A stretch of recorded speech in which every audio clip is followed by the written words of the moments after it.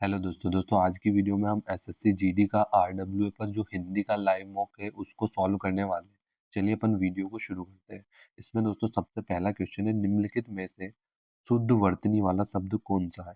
तो शुद्ध वर्तनी वाला आपका पहला गलत हो जाएगा, दूसरा वाला आपका ये भी गलत हो जाएगा, सांसारिक ऐसे नहीं लिखा जाता है। तीसरा वाला आपका ये राइट हो जाएगा, सांसारिक को ऐसे लिखा जाता है। ठीक है, ये आपका राइट हो जाएगा ऑप्शन नंबर थर्ड। ठीक है, और लास्ट वाला आपका गलत हो जाएगा, संसारिक ऐसे नहीं लिखते हैं। ठीक है, इसके बाद दोस्तों अगला क्वेश्चन है आपका, दिए गए विलोम शब्द चुनना है। तो द्रुत का क्या होता है? द्रुत का होता है आपका क्या? मंथर। ठीक है, द्रुत आपका क्या होता है? एकदम फास्ट होता है, जल्दी होता है। और मंथर मतलब मंद मंद, मंथर एक तरह से धीरे धीरे। ठीक है, अगला, मेरी शिमला जाने की बड़ी इच्छा है। ठीक है, इस वाक्य में क्या है? पर्यायवाची शब्द बताना है अपन को। तो इच्छा क्या होती है? इच्छा स्मृति, स्मृति तो याद होती है, प्रेम नहीं होगा, अभिलाषा होगा। ठीक है, हमारी क्या है? बहुत मतलब बहुत ज्यादा अभिलाषा है, इच्छा है हमारी, कहाँ जाने की? शिमला जाने की। ठीक है, नेक्स्ट क्वेश्चन है आपका, वृक्षों और बेलों से घिरे स्थान को क्या कहते हैं? इसको कहते हैं आप कुंज कहते हैं। ठीक है, कल्प नहीं बोलेंगे, वन नहीं बोलेंगे, वृक्षों और बेलों से, जो बेलों और वृक्षों से, वृक्ष की जो बेल होती है उनसे घिरे स्थान को क्या कहते हैं? कुंज कहते हैं। ठीक है, अगला क्वेश्चन देखिए, इसमें दिया गया है छप्पर फाड़ कर देना। छप्पर, छप्पर फाड़ कर देना, मुहावरे का उचित अर्थ स्पष्ट कीजिए। तो छप्पर फाड़ कर देना मतलब क्या होता है? बिना प्रयत्न पर्याप्त होना, मतलब आपने कोशिश नहीं करी और इसलिए आपको क्या है? छप्पर फाड़ के दिया है। ठीक है, नेक्स्ट है आपका, नीचे दिए गए वाक्य में रिक्त स्थानों की पूर्ति के लिए सबसे उपयुक्त शब्द का चयन करें। तो झिंगुर क्या झंकार रहा है, डकार रहा है, केक चुकर। तो कि झिंगुर क्या होता है? झंकारता है। ठीक है, अगला है आपका, वह नहीं समझेगी इसलिए वह मूर्ख है। ठीक है, वह नहीं समझेगी इसलिए वह मूर्ख है। तो इसमें आपको प्रतिस्थापित करना है, इसलिए की जगह क्या आ सकता है। ठीक है, तो यहाँ पर क्या होगा? वह नहीं समझेगी क्योंकि वह मूर्ख है। तो ये आपका फिट हो जाएगा पहला ही ऑप्शन। ठीक है, वह नहीं समझेगी अतः वह मूर्ख है, गलत हो जाएगा आपका ये। ऑप्शन नंबर पहला आपका राइट हो जाएगा। नेक्स्ट है आपका, महेश चित्रकला का व्यायाम कर रहा है। ठीक है, तो यहाँ पर व्यायाम का पूछा गया है, क्या उपयुक्त विकल्प होगा? तो ये महेश चित्रकला का क्या कर रहा है? व्यायाम। व्यायाम को कैसे होता है? अभ्यास करके। ठीक है, तो क्या होगा यहाँ पे? महेश चित्रकला का अभ्यास कर रहा है। ठीक है, इसको यहाँ से हटा देंगे। ठीक है, नेक्स्ट है आपका, पैराग्राफ दिया गया है आपसे, प्राचीन काल में नारी का स्थान बहुत ही महत्वपूर्ण था। ऐसा कहा जाता है कि जहाँ नारी की पूजा होती है वहां देवता निवास करते हैं। ठीक है, मध्यकालीन युग से नारी का पतन शुरू हो गया है। ठीक है, नारी को दासी या गुलाम माना जाने लगा, नारी घर में ही कैद हो गई। 19वीं सदी में राजा राममोहन राय, स्वामी विवेकानंद, दयानंद सरस्वती आदि महानुभावों एवं समाज सुधारकों के प्रयासों से नारी अबला से सबला बनती गई, संपूर्ण कायापलट हो गई। नारी प्रगति के पथ पर निरंतर आगे बढ़ती गई। आज की नारी ने जमीन से लेकर अंबर तक अपना कब्जा जमाया है। नर और नारी रथ के दो पहिए हैं। रथ को सुव्यवस्थित चलाने के लिए संतुलन होना चाहिए, जो तो ही परिवार सुख से जीता है। शिक्षित नारी परिवार की उद्धारक है। प्रत्येक घर में नारी का सम्मान होना चाहिए। समाज में प्रचलित कुरीतियां को दूर करने में दोनों को एक दूसरे का सहयोगी बनना चाहिए। नारी का उद्धार देश का उद्धार है, अर्थात नारी को सदैव सम्मान देना चाहिए।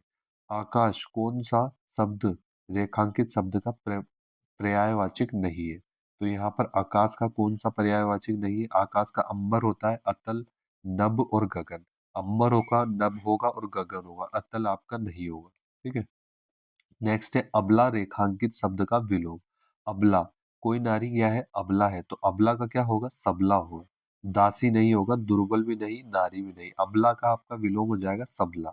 ठीक है, नेक्स्ट है आपका, एक दूसरे का सहाय बनना चाहिए, सहयोगी बनना चाहिए। तो एक दूसरे का क्या बनना चाहिए? हमेशा सहयोगी बनना चाहिए। अगला है आपका, मध्यकालीन युग में नारी की स्थिति क्या थी? तो नारी की स्थिति कैसी थी मध्यकालीन युग के अंदर? एकदम दासी थी। यहाँ पे दिया गया था, जो ये रहा, यहाँ पे नारी को दासी या गुलाम माना जाने लगा। ठीक है, पहले के टाइम पे। अगला है आपका, गद्यांश का उचित शीर्षक बताइए। यदि मैं शिक्षक बनूं, गद्यांश का उचित शीर्षक बताना है। यदि मैं शिक्षक बनूं ये तो नहीं है, दहेज प्रथा ये भी नहीं है, मेरे सपनों का भारत ये भी नहीं है। अगला है नारी तू नारायणी।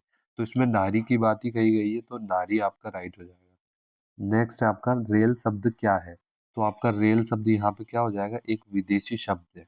ठीक है, तत्सम नहीं है आपका, तद्भव हिंदी वाला भी नहीं है, देशज वाला भी नहीं है, यहाँ पर ऑप्शन आपका विदेशी राइट हो जाएगा।